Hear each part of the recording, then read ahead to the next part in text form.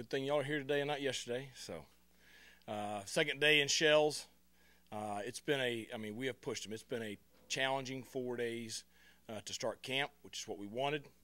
I think we've seen a ton of good stuff. We've had to, coach our tails off on some stuff. One thing that's obvious is, it's a bunch that competes. It's a very aggressive team. And it's a bunch when you put something on it now, they go at each other. So that's a good thing, okay? Just have to remind them a little bit that, this isn't game day in September, when, on the first day in Shells. So, positive start. Tomorrow we'll have a day off from practice. We'll have some film and some community engagement and get some rest and treatment and all that stuff and get ready to go on Monday.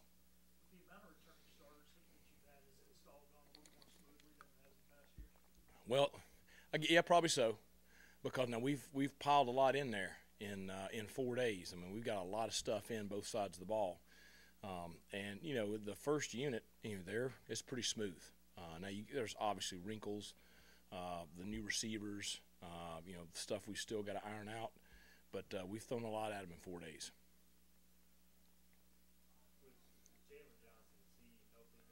Yes. Well, he's made several plays the first 4 days. I think he's making the contested catches much better right now than he did in the spring, and a lot of that has to do with being healthy. But I think he's ran really well. Now, all of them are a little dead-legged today. I mean, we had some heat there the first 2 days. It cooled off a little bit yesterday, but we had the heat back this morning. So all of them are a little dead-legged, but I think he's had a good start to camp. Does anything surprise you before camp day? I don't know. I mean, I've had pretty high expectations coming into camp, and I think that we've met a lot of those. Just standing up here, I think that the backs are exactly what I said at the first day. I mean, after 2 days in pads, they're exactly what I expected them to be. Going into this year.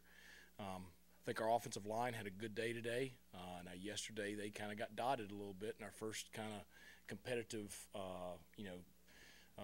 competition situation, run, play, action, pass deal. I mean, the defense, but I'm telling you, that defense is pretty salty.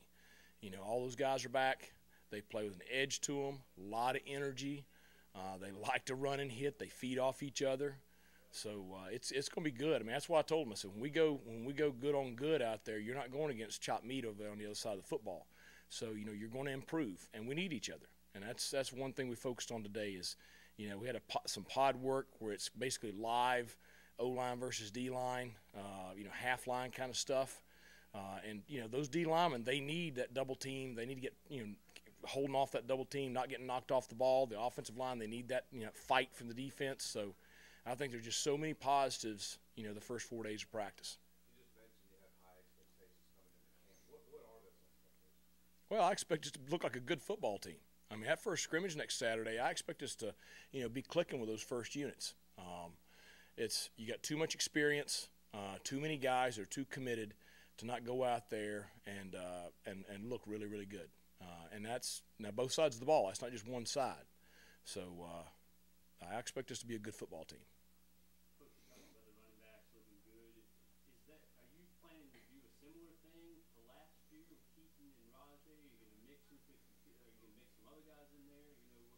Well, the competition right now is for who's the third back. There's no doubt we got two number ones, so they'll take care of, those carries right there. And we're trying to figure out who number 3 is. And, honestly, it's probably a 3-man competition right now. And there's been some positives by all of them. And to follow up, that number 3 position is key. Yeah. You got to have that. I mean, we were very fortunate last year. I mean, we went through the year, basically playing 2 backs. I have not done that very often. So, I mean, we've had years where that third back ended up being your leading rusher. So, we got to have somebody step up and come through out there, and they will. Somebody's going to rise to the top during camp. So you're looking for somebody to catch passes or like a 1-yard guy or just the third? Somebody to run the offense. We do a little bit of everything with our backs. But, whoever that third guy is, we can tailor, what we do to him. Rajay and Keaton do such a great job of catching the ball out of the backfield in addition to running the ball that, you can do a lot with those two. To get away from the seriousness of football for a second, Holton about seeing Bigfoot? No. You have not. No. Are you aware that he has seen Bigfoot? I'm aware he claims that he's seen Bigfoot. I think I'm glad it's football season. I don't know what he's doing out there in that neck of the woods where he lives in Pitt County. So. Coach, Ryan Jones has gotten a lot of attention, but Shane Calhoun, he's played kind of the most snaps inside in the last Yeah. year. Do you think any of that, not that he's like mad at that, but does that add a chip to his shoulder at all? Probably. I mean, and I've talked to both of them, and I've talked in particular to Shane. Shane is a dang good football player. Shane is going to be one of the better tight ends in this league before he leaves East Carolina. He's going to be a very good player for us this year. I think he's improved over what he was last year. He had a huge catch. We had a third down competition at the end of practice where it's a kind of a one-play deal. We had 5 shots. The winner's best 3 out of 5. You know, the first play, you know, he's running a stick route, and he's got a safety bearing down on him. He's got a linebacker coming at him. He knows he's going to get hit, okay? So tough catch. He makes the catch, makes the first down. So he's a veteran guy, even though he's still got multiple years of eligibility left. But he's a good football player. It's Holden Ayler's last season this year. What are you expecting from him? Well, I want him to go out and just kind of play, you know, without a whole lot of weight on his shoulders.